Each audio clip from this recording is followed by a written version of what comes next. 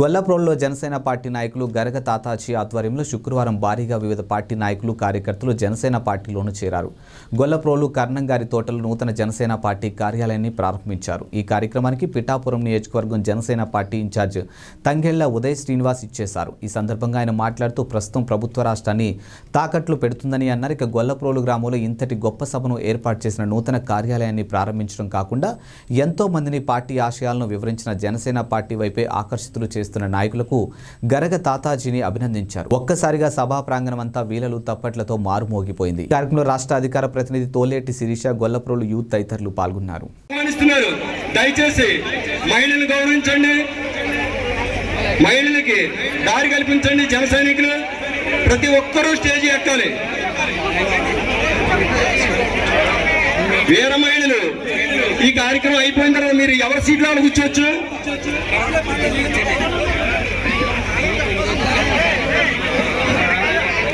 ప్రతి ఒక్కరూ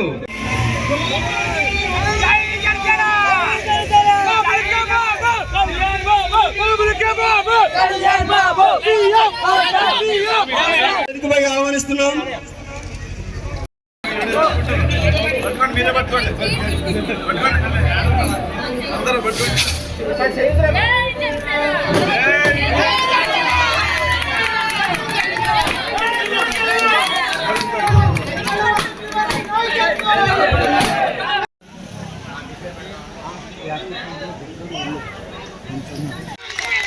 పిఠాపురం నియోజకవర్గాన్ని రాష్ట్రంలోనే ప్రప్రథమ నియోజకవర్గంగా పవన్ కళ్యాణ్ గారికి మనం బహుమతిగా అందించాలి.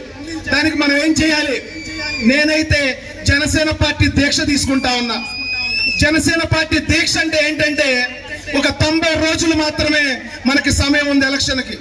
ఈ 90 రోజులు కూడా నా పార్టీ గురించి నేను ఎక్కడా తప్పుగా మాట్లాడను, నా నాయకుడు గురించి నేను ఎక్కడా తప్పుగా మాట్లాడను, నా తోటి నాయకుల గురించి నేను ఎక్కడా తప్పుగా మాట్లాడను, నా చుట్టాలు, నా బంధువులు, అలాగే పెద్దలందరికీ కూడా వందనాలు.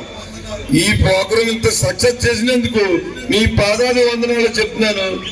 నాకు నా ఫ్రెండ్స్ ఉన్న యూత్ కుర్రోలు, ఈ సెంటర్లో కుర్రోలు నన్ను సహకరించినందుకు వాళ్ళందరికీ నేను ఎంతో రుణపడి ఉంటానని, వాళ్ళు ఏ పని చేసినా నేను ముందుంటానని, కేవలం వాళ్ళ కోసమే నేను ముందుకు వచ్చానని విషయం కూడా వాళ్ళకి తెలుసు.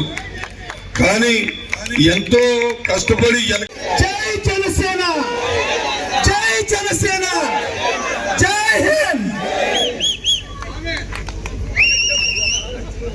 కిరణ్ గారి మాటల తోటలు అందరికీ తగిలింటాయి కదా.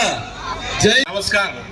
ఎందుకంటే గొల్లపురంలో ఏది జరిగినా మగవాళ్లే కార్యక్రమానికి ఇచ్చేస్తారు. వీళ్ళందరూ కూడా గొల్లపురం ప్రజలందరూ కూడా నాకు చిరస్మరణీయులు, అందరూ కూడా నాతో అందరూ కూడా పరిచయస్తులే అందరూ కూడా. కానీ మహిళలు రావటం అంటే మొట్టమొదటిసారిగా నేను చూస్తున్నాను.